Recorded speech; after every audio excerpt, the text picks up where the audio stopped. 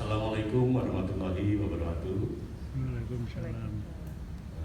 Salam sehat tentunya. Yang pertama tentunya kita selalu panjatkan puji syukur kepada Allah SWT,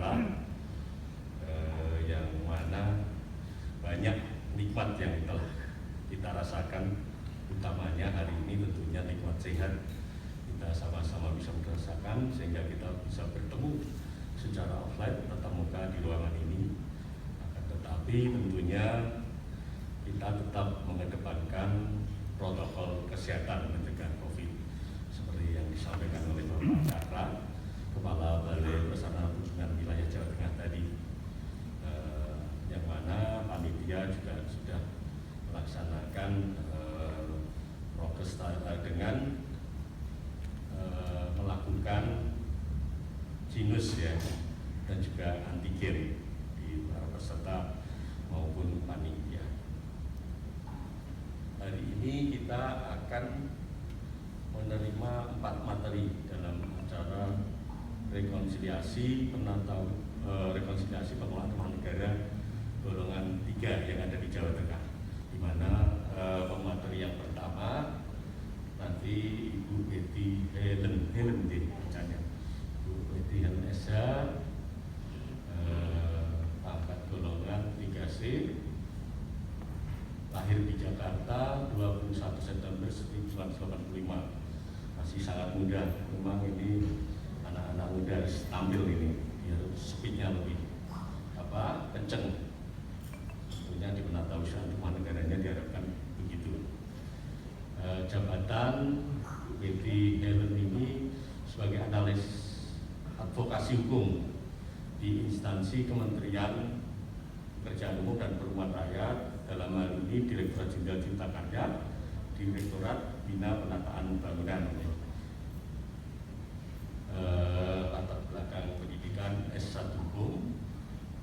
Nanti materinya apa ini? Materinya pengelolaan rumah negara golongan 3. Assalamualaikum warahmatullahi wabarakatuh.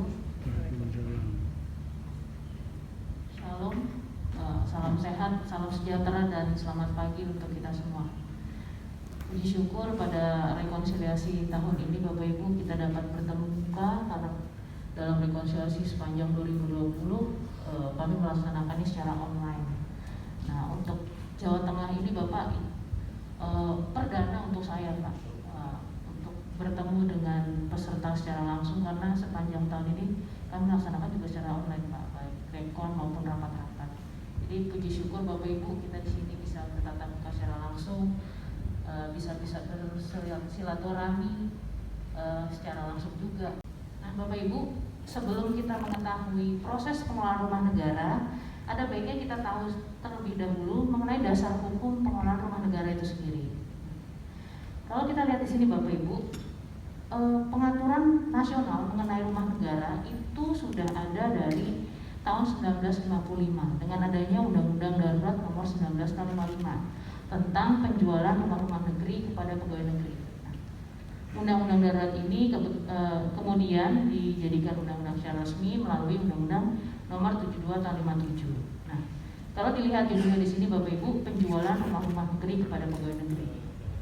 Di manakah pengaturan administrasinya? Nah, pengaturan administrasi rumah negara itu kita adopsi dari pengaturan Belanda, yaitu Burgerlijk Benengerheling tahun 1934 atau biasa kami singkat dengan BWR. Nah, BWR 1934 itu Bapak Ibu diadopsi kembali dengan peraturan nasional, yang terakhir adalah dengan PP 40 tahun 94 yang kemudian diubah dengan PP 31 tahun 2005. Nah, Kementerian PUPR dan juga Kepala Dinas Teknis Provinsi yang membidangi rumah negara. Ini semua itu diatur dalam Perdidien 85 tahun 2011. Next. Ya, tadi kalau setelah kita mengetahui bagaimana dasar hukum pengelolaan rumah negara, kita akan lihat bagaimanakah rumah negara itu didefinisikan dalam peraturan. Nah, di sini Bapak Ibu, dalam PP 40 tahun 94, definisi rumah negara ini seperti ini. Jadi, ada beberapa unsur yang harus diperhatikan. Yang pertama adalah bangunan tersebut harus dimiliki negara. Jadi apapun pengadaannya dari pembangunan maupun tukar beli dan lain sebagainya, ketika dia dinyatakan sebagai rumah negara, pertama dia harus dimiliki oleh negara dulu. Jadi tidak bisa bangunan itu misalnya sewa dari pihak lain lalu dicatat sebagai rumah negara. Tidak bisa seperti itu. Harus bangunan yang dimiliki oleh negara. Yang kedua yang perlu diperhatikan adalah fungsinya, Bapak Ibu. Fungsinya adalah sebagai tempat tinggal atau hunian. Nah, inilah yang membedakan rumah negara dengan asrama atau mes. Jadi kalau misalnya kita lihat Bapak Ibu, biasanya di pusdiklat seperti itu ya, ada mes untuk peserta diklat. Nah, ini tidak bisa didefinisikan sebagai rumah negara walaupun dia fungsinya sebagai tempat tinggal. Karena kalau rumah negara, fungsi tempat tinggal atau huniannya ini bersifat permanen Bapak Ibu. Jadi tidak seperti mingguan, harian, bulanan. Ini harus bersifat permanen.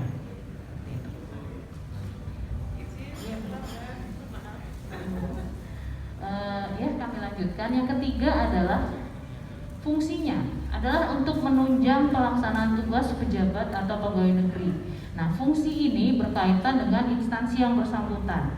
Jadi ketika rumah itu dipakai oleh pejabat atau pegawai dalam instansi tersebut, maka itu bisa dicatat oleh instansinya sebagai rumah negara milik instansinya. Jadi tidak bisa rumah negara itu difungsikan untuk misalnya tempat tinggal pejabat atau pegawai negeri instansi lain. Tidak bisa seperti itu. Harus difungsikan untuk menunjang tugas pejabat atau pegawai negeri yang bersangkutan. Seperti itu. Nah, penggolongan rumah negara sendiri Bapak Ibu terbagi menjadi 3. Yang pertama kita lihat di sini adalah rumah negara golongan 1 atau biasa kita sebut sebagai rumah jabatan. Nah, rumah jabatan ini adalah rumah-rumah yang ditempati oleh seseorang yang menempati atau memegang jabatan tertentu, dari misalnya kepala seksi sampai menteri. Jadi itu termasuk sebagai rumah negara golongan 1. Yang kedua adalah rumah negara golongan 2. Ini yang biasa kita sebut sebagai rumah dinas Bapak Ibu. Rumah dinas biasa. Jadi yang bisa menempati rumah negara semacam ini adalah anggota TNI Polri atau pegawai negeri sipil yang statusnya masih aktif, seperti itu. Ini adalah rumah negara golongan 2. Nah, yang ketiga Bapak Ibu adalah rumah negara golongan 3. Nah, ini yang perlu hati-hati Bapak Ibu, karena sesuai dengan PP 494, rumah negara golongan 3 itu didefinisikan sebagai rumah negara yang tidak termasuk golongan 1 maupun golongan 2. Nah, definisi ini tidak berarti bahwa ketika Bapak Ibu menempati atau misalnya mencatat rumah negara yang belum ada SK penetapan golongannya, itu secara otomatis menjadi golongan 3. Tidak seperti itu. Nah, kalau kita lihat di pasal 16 PP 40 tahun 94, yang namanya rumah negara golongan 3 itu hanya berasal dari rumah negara golongan 2. Jadi ketika dalam perkembangan organisasi terjadi misalnya peralihan kebutuhan dari organisasi tersebut, atau misalnya rumah negaranya tidak lagi bisa menunjang organisasi, atau misalnya sudah rusak terlalu parah, atau biaya perawatannya sudah terlalu tinggi. Nah, rumah-rumah macam itu, rumah negara golongan 2 macam itu bisa dialihkan statusnya menjadi rumah negara golongan 3 untuk kemudian dialihkan haknya kepada penghuni. Jadi seperti itu Bapak Ibu. Tidak secara otomatis instansi bisa menyatakan suatu rumah negara sebagai rumah negara golongan 3. Dari KPK yang ternyata merekomendasikan untuk rumah-rumah negara yang seperti poin 3 ini, walaupun sudah dalam proses sewa di rumah negara golongan 3 dan juga sertifikat, ketika dia ditemukan memenuhi unsur yang poin ketiga ini, KPK merekomendasikan untuk dibatalkan seluruh prosesnya dan dikembalikan kepada negara. Jadi poin ini Bapak Ibu, yaitu rumah negara yang mempunyai fungsi secara langsung melayani kantor atau terletak dalam lingkungan kantor, misalnya dalam lingkungan rumah sakit biasanya seperti itu, penjara, kampus. Nah, ini sesuai dengan rekomendasi KPK, ini harus dikembalikan dan ditetapkan menjadi rumah negara golongan 1. Dan sebetulnya pengaturan ini pun sudah ada di PP 40 tahun 94 dan juga PP 31 tahun 2005. Jadi mohon izin Bapak Ibu, apabila dalam pencatatan SIMAK Bapak Ibu terdapat rumah negara yang memenuhi unsur-unsur seperti ini, mohon dikaji dan diverifikasi kembali untuk dapat disesuaikan penetapan status golongannya menjadi rumah negara golongan 1. Kemudian rumah negara itu sendiri hanya dapat diberikan kepada pejabat atau pegawai negeri yang masih aktif pula. Dan penghunian ini Bapak Ibu harus secara formal ditetapkan oleh instansi. Jadi tidak bisa penghuni rumah negara itu hanya dengan instruksi lisan seperti itu. Harus ditetapkan dalam SIP atau surat izin penghunian yang ditandatangani oleh pejabat yang berwenang. Nah, setelah diberikan atau diterbitkan SIP itu, penghuni pun wajib menghuni rumah negaranya dalam jangka waktu 60 hari sejak SIP tersebut diterima. Nah, lanjut kita akan melihat Bapak Ibu kewajiban dan juga larangan penghunian rumah negara. Jadi Bapak Ibu, selain wajib untuk menghuni rumah negara, ada beberapa poin yang perlu kami tegaskan dalam kewajiban dan larangan. Yang pertama adalah poin pembayaran pajak retribusi, biaya air, telepon, dan lain-lain. Nah, pembayaran biaya-biaya tersebut, baik rumah negara golongan 1, rumah jabatan, maupun rumah dinas, maupun rumah negara golongan 3, ini adalah kewajiban penghuni Bapak Ibu.